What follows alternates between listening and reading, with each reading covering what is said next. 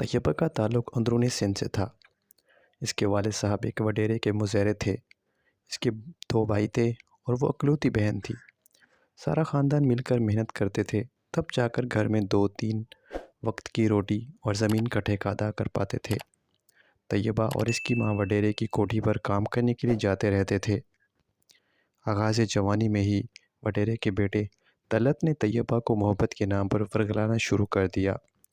گو کہ ان پڑھ ہونے کے باوجود جس حد تک ممکن تھا والدین نے طیبہ کی بہترین تربیت کی تھی، مگر بعض دفعہ جب انسان قصداً گناہ کرنے کا ارادہ کر لیتا ہے تو شیطان اس کی عقل پر پردہ ڈال دیتا ہے۔ طیبہ کے ساتھ بھی کچھ ایسا ہی ہوا۔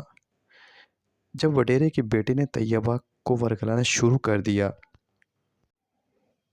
گو کہ ان پڑھ ہونے کے باوجود جس حد تک ممکن تھا والدین نے طیبہ کی بہترین تربیت کی تھی، مگر بعض دفعہ انسان جب قصداً گناہ کرنے کا ارادہ کر لیتا ہے تو شیطان اس کی عقل پر پردہ ڈال دیتا ہے۔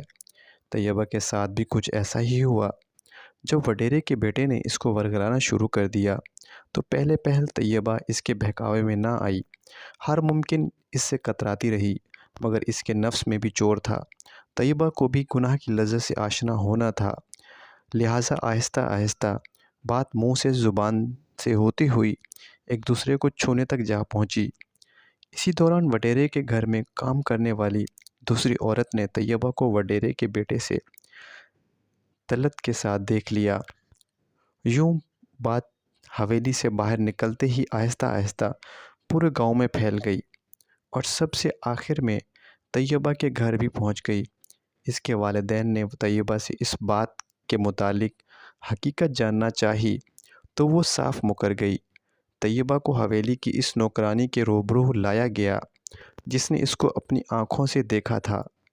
ملازمہ کو طیبہ کے روبرو آنے سے پہلے ہی وڈیرے کے بیٹے نے ڈرا دھمکا دیا کر بیان بتلوا دیا تھا۔ یوں اس کے گناہ پر پردہ ڈال دیا گیا، مگر اتنی بڑی اور واضح نصیحت کے باوجود بھی طیبہ نے کوئی عبرت نہ پکڑی اور سچا ثابت ہو جانے پر طیبہ کے گھر والے بھی اس سے نظریں چرا کر پھرنے لگے۔ اب وہ کھیل کر ماں کے ساتھ حویلی جانے لگی اور بات فقط ایک دوسرے کو چھونے سے آگے بڑھ کر اسی دوران ایک بار طیبہ اور وڈیرے کا بیٹا وضو کنار ہو رہے تھے کہ اچانک طیبہ کی ماں کمرے میں آ دھمکی۔ البتہ اس کی ماں نے سمجھدار ماؤں کا کردار ادا کرتے ہوئے بنا چیخے چلائے یا شور مچائے طیبہ کو بازو سے پکڑا، اپنے ساتھ کام پر لگایا، جس سے اس کی ماں نے اسے وڈیرے کے بیٹے کے ساتھ اس حالت میں دیکھا تھا۔ طیبہ کی ماں کے آنسو نہیں رک رہے تھے۔ ماں نے بہتے ہوئے آنسوں کے ساتھ حویلی میں کام ختم کیا اور اس کو لے کر گھر آ گئی۔ اس کی زندگی میں وہ پہلا دن تھا جب طیبہ کی ماں نے اسے اتنا زوردار مارا تھا، اور وہ مار سکتی تھی، البتہ طیبہ کی ماں نے ماں ہونے کا حق ادا کر دیا تھا۔ یہ بات اس کے بھائیوں سے چھپا لی، مگر چونکہ طیبہ پر حویلی میں کام کیے جانے کے لیے پابندی لگ گئی تھی تو گاؤں میں چہمے گائیاں شروع ہو گئی تھیں۔ پھر حویلی میں ہی سے کسی نے اس بات کی تصدیق کر دی تو اب بات پورے گاؤں میں جنگل کی آگ کی طرح پھیل گئی۔ طیبہ کے والد صاحب کو حقیقت کا علم ہو چکا تھا، مگر اس کے بھائیوں کو اس بات کا یقین دلایا گیا کہ یہ سب جھوٹ ہے، تاکہ وہ طیش میں آ کر کوئی اور قدم نہ اٹھا دیں۔ اس لیے کوئی مناسب وقت تلاش کیا جانے لگا، مگر طیبہ کے کردار پر لگے دھگے داغ کی وجہ سے کوئی بھی اسے قبول کرنے کو تیار نہیں تھا۔ طیبہ کی ماں نے منت سماجت کر کے اپنی بہن یعنی اس کی خالہ کو راضی کر لیا کہ خالہ اپنے بیٹے کے لیے طیبہ کا ہاتھ مانگنے گو کہ ان کی خالہ آنکھوں سے محروم تھی، مگر پھر بھی اپنی بہن پر چھائے ہوئے دھبوں کے باوجود بادل دیکھ کر سمجھ سکتی تھی، اور لہٰذا اس کی خالہ نے طیبہ کو اپنے بیٹی کے لیے مانگ لیا۔ وہ شادی کر کے رخصت ہو کر خالہ کے گھر چلی گئی۔ طیبہ کا خالہ زاد الطاف کراچی میں ہی کوٹھی کسی پر سیکورٹی گارڈ تھا۔ وہ مہینے میں 1 آدھ بار ہی گھر آتا تھا۔ گھر میں سارا دن طیبہ اور خالہ ہی رہتے تھے۔ شادی کے 1.5 سال بعد طیبہ نے ایک بیٹی کو جنم دیا، اور بیٹی کو جنم دینے کے بعد وہ دوبارہ کبھی ماں نہ بن سکی۔ الطاف اور طیبہ کی شادی کو 7 سال ہو چکے تھے۔ طیبہ کی بیٹی تقریباً 5.5 سال کی تھی۔ اس کی ساس کی مکمل بینائی جا چکی تھی۔ اسی دوران طیبہ اور اس کے وڈیرے کے بیٹے کا رابطہ بحال ہو گیا۔ اس نے طیبہ سے شادی کی خواہش کا اظہار کیا اور اس کو اپنی محبت کا یقین دلایا۔ اس نے طیبہ کو بچی سمیت قبول کرنے کی حامی بھر لی۔ اب الطاف سے جان چھڑانے کا مسئلہ تھا، تو طیبہ نے الطاف سے جان چھڑانے کا پلان بنا لیا۔ آخرکار الطاف کو موت کی نیند سلا کر اس سے جان چھڑانے کا فیصلہ کر لیا، اور منور کے مطابق الطاف کو کھانے میں زہر ملا کر کھلانا دیا گیا۔ الطاف ساری رات تڑپ کر صبح صادق کے قریب دنیا سے گزر گیا۔ طیبہ نے الطاف کی لاش کو سیدھا کیا اور نماز کے بعد رونا دھونا شروع کر دیا، کیونکہ الطاف کے پیچھے اس کی بوڑھی نابینا ماں کے علاوہ کوئی اور رشتہ دار نہ تھا۔ لہٰذا کسی کو بھی اس بات پر شک نہ ہوا، نہ کسی نے موت کی وجہ جاننے میں دلچسپی لی۔ الطاف کو دفنا دیا گیا اور طیبہ الطاف کی ماں کے ہمراہ اپنے گھر آ بیٹھی۔ ابھی عدت بھی پوری نہیں ہوئی تھی کہ طیبہ وڈیرے کے بیٹے کے ساتھ اپنی بیٹی کو لے کر گھر سے فرار ہو گئی۔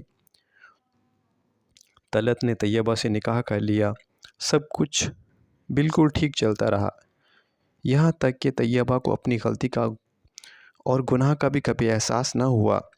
پھر ایک دن طیبہ کی بیٹی جواب 14 سال کی ہو چکی تھی۔ اس نے بتایا کہ امی ابو میرے ساتھ نازیبا حرکات کرتے ہیں۔ بیٹی کی بات سن کر طیبہ نے اپنے شوہر سے بات کی تو وہ صاف مکر گیا، بلکہ الٹا کپڑے دھونے والے ڈنڈے سے بیٹی کی پیٹ ڈالا۔ اس دن کے بعد بیٹی وقتاً فوقتاً طیبہ کو شکایت کرتی۔ طیبہ نے لاکھ اپنے شوہر پر نظر رکھی، مگر اسے کبھی رنگے ہاتھوں نہ پکڑ سکی۔ ایک دن طیبہ کے شوہر نے انتہائی طیش میں آ کر اس کی بیٹی کو مارنا شروع کر دیا۔ طیبہ کے پوچھنے پر بتایا کہ کسی لڑکے کے ساتھ ناجائز تعلق ہے۔ طیبہ نے بھی اپنے شوہر کے ساتھ مل کر اپنی بیٹی کو پیٹنا شروع کر دیا۔ طیبہ کے شوہر نے کہا کہ یہ اپنا گناہ چھپانے کے لیے مجھ پر الزام لگاتی تھی، جبکہ طیبہ کی بیٹی قسمیں کھاتی رہی کہ ماں ابو نے مجھ پر اپنی ہوس مٹانی چاہی۔ میں نے انکار کر دیا تو اس بات کی سزا دے رہا ہے۔ طیبہ نے بیٹی کی بات کا قطعی یقین نہ کیا، کیونکہ اس کا ماضی اس کے سامنے تھا۔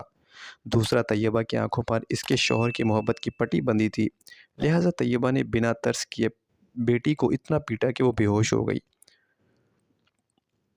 اس دن کے بعد طیبہ کی بیٹی نے کبھی طیبہ کو اپنے سوتیلے باپ کے متعلق شکایت نہیں کی۔